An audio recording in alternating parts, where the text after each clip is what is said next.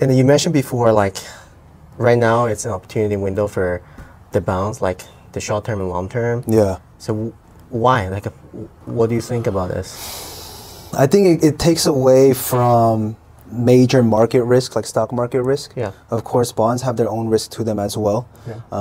But it's definitely an opportunity right now because interest rates are so high. You can ultimately, I guess, lock in or have the potential to keep your money growing at this interest rate for a longer time, or at least a time frame that we can believe that the interest rates will come back down before it'll mature, right? Because that's the main thing. I want to make sure that my interest gained or my money gained is going to beat the inflation, right? Right now, even inflation is so high, even if I'm getting 4 or 5% on a CD at 6 months or 1 year, the value of it honestly is still kind of deteriorating against inflation and like taxes, let's just say, right? So right now, we can expect the interest rates to go down because that's what we're working towards.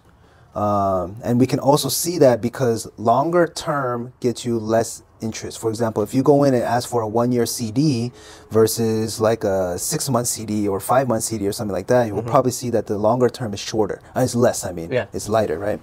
But the great thing about bonds right now is the value behind it. So interest rates are high, which is great. I can get a fixed interest, or I can get at least a steady interest, depending on the type of bond product that you're looking into. But behind that, the bonds have their own value to them, right? If I purchase a bond and it costs me $100, that $100 value will stay consistent as long as the interest stays consistent. If the interest rates come back down, then someone else that would want the higher interest that I have can possibly ask to purchase it from me for a higher price. So if I can position myself right now, and I have maybe, let's say, like 7 years or 10 years, and the interest rates come back down to what we wanted to get to at 2% or 3%. Yeah. At that time, no one else can buy 5% bonds. Yeah. Right? Only the people who currently have it can then sell it. And at that time, I know that you can't get a 5 or 6% bond, so in turn, I can sell it to you for more. All that time that I've been waiting, I've been getting interest payments.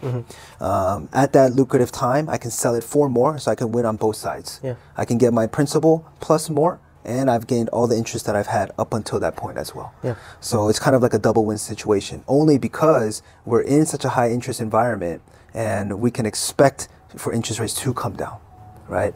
If we didn't know that interest rates had to come down, then of course there's a risk there because interest rates can go up, they can go down. Because if interest rates go up, now my bond value goes down. Yeah. Right. So there is that portion to it as well. But I'm pretty sure there's a lot of, and this can be to a lot of the consumers. They might have like done some research on bonds, and they might have run across a couple articles that have been saying like, oh, the bond market is doing terribly. You know, the bond market is so bad right now, and which is true. Yeah. You just got to understand why it's stated that, okay?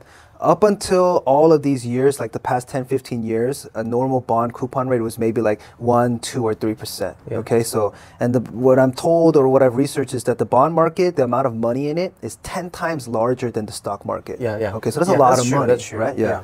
Okay, now, if 10 times the amount of stock market amount of capital is all holding a value of 2 or 3% in interest, and now the interest is 5 or 6%, right? What happened to the value of all that bond money?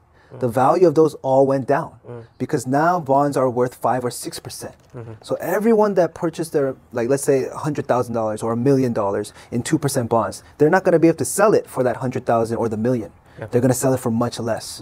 And so that's why if you run across an article, you're doing some research on bonds and you run across an article that's saying, hey, the bond market is in a terrible, terrible percentage right now, or it's a terrible, terrible performance. Well, that's the reason why. Because historically, all the people who've been holding on to bonds, their value has gone down so low. You know, because they're face value. Right. You know, so right now it's not a matter of what happened to my bonds. It's a matter of getting the new ones. And if you're a consumer or if you're a client who has those old bonds in your portfolio, it's still not a bad thing. You're still getting the interest on it. You know, it's just that that value of money at 2 or 3% is losing to inflation. You will pay taxes on it, but at least if you don't sell, you hold on to it, you're still going to gain.